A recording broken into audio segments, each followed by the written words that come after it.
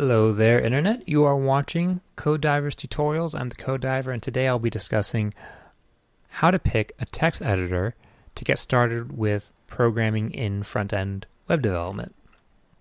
So the key thing is to not use a rich text editor and to use a plain text editor. But what does that mean? What is a rich text editor? What is a plain text editor? And what's good and bad about them?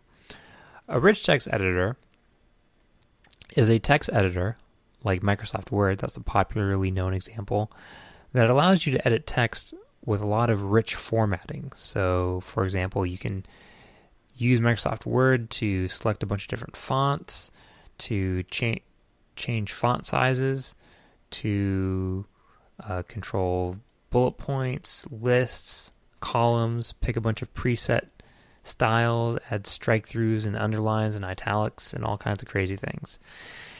And what's the problem with all that? Isn't that good? Well, it's good if you're trying to create a poster or a presentation for work where rich formatting matters. But it comes with a trade-off that can break your code. In order for a program like Microsoft Word or any other rich text editor to do all of this rich text formatting, instructions had to be saved describing what formatting is in the document, and in order to give instructions to the word processor to display it properly. So whenever you save a Microsoft Word document, it's not just saving the content that you've written, it's also saving a bunch of hidden characters that describe the formatting that needs to be in the document so that word processors can display your document with the proper formatting.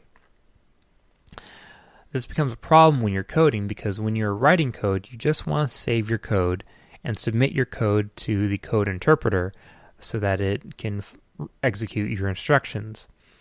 But when you save a Microsoft Word file, you're not saving just the code that you wrote in Microsoft Word or whatever rich text editor you are using. You're also saving along with your code a bunch of hidden characters that help support the rich formatting.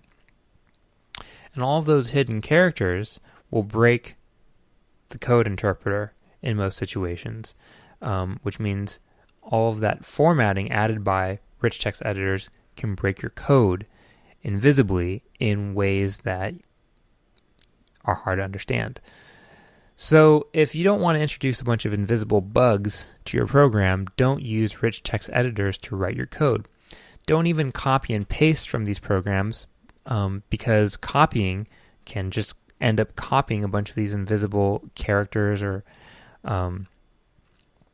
markup that will break a code interpreter. So that's why you should not use rich text editors in general. Some other specific editors to avoid are WordPad, that comes bundled with Windows. Also, don't write code in your email editor because you just can't trust it to save plain text files, or even if you copy and paste, you can't trust that what you're copying and pasting is plain text. You might be copying and pasting rich text, and with rich text comes invisible characters that can break your code. So don't use Microsoft Word, don't use WordPad, don't use email clients, don't use anything that looks like it has rich text formatting options because it will probably be saving invisible characters that you don't want in your code. In contrast, you would like to use a plain text editor, which you might imagine allows you to edit text without a lot of rich formatting options, and therefore without introducing a bunch of invisible characters into your code that can break a code interpreter and therefore break your program. So what are some specific programs you could consider? One example is Notepad. Notepad comes bundled with every copy of Windows, probably going back to the beginning of time even. And one of the great things about Notepad is just how little there is to it. There's just inputting text. I mean, it says format here, so you can word wrap. Don't do that. Don't word wrap. Don't pick your font. But just using vanilla Notepad without any formatting options is beautiful. There's hardly anything to learn about this program. You just open it. It's fast. It's simple. You put your code in. You save your file, and you send it to the interpreter, and it should work. If you haven't introduced any bugs, you might write a bad program, and that will cause problems but at least you're not creating problems by the text editor that you're using. So if you would like to step up from Notepad and use a code editor that's a little bit more fully featured, here's another option. You can use Notepad++. This is a great program. It has a lot of the simplicity of Notepad with a couple extra features that are very helpful to programmers. So you'll notice here that some of the text is colored while other text is just black. That is called syntax highlighting, which means it highlights the special syntax in your code so that you can clearly differentiate between different pieces of syntax and content in your document. And that's very useful for a programmer. Also, you'll see numbers.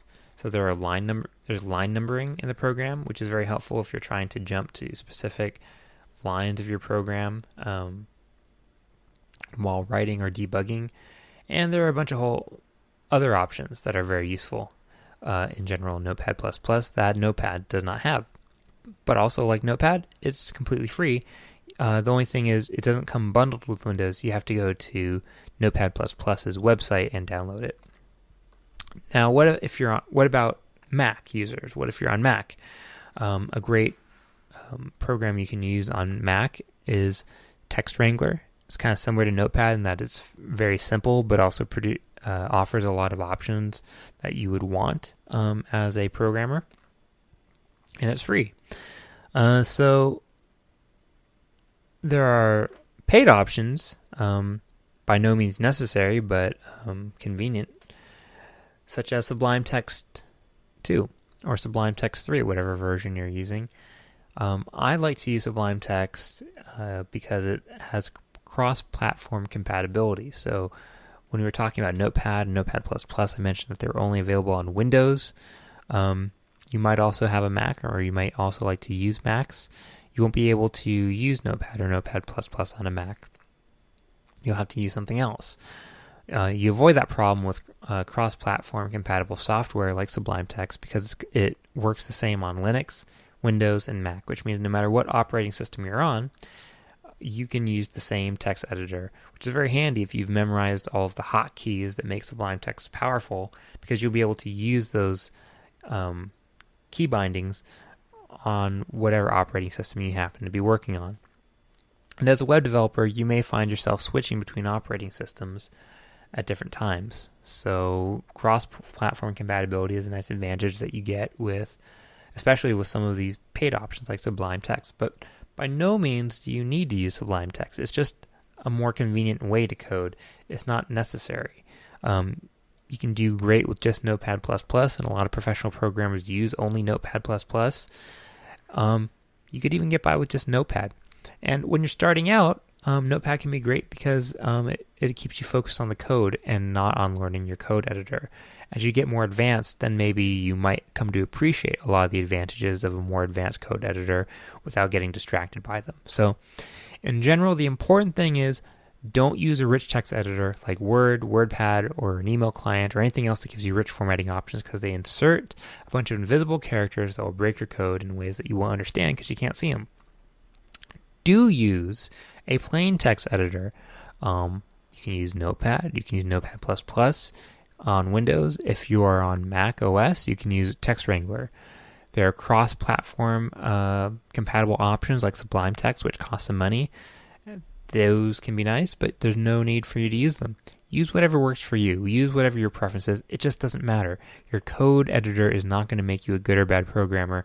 Your commitment to learning programming is what will make you a good or bad programmer in any text editor you're using. If you're a good coder, you can write good code in a sparse text editor. And if you're a bad coder, you can't write code in the most expensive, fully featured text editor. So your text editor doesn't matter. Just make sure not to use a rich text editor. Do make sure to use a plain text editor. That's all for today. I hope this was helpful. In the next episode I'll be exploring how to create your first HTML file using whatever code editor you use and view the results in a web browser. So stay tuned for that. If you'd like to support the channel, do subscribe, comment, add a like. It's very helpful and appreciated. That's all for today. Thanks for watching. I'll see you guys in the next episode.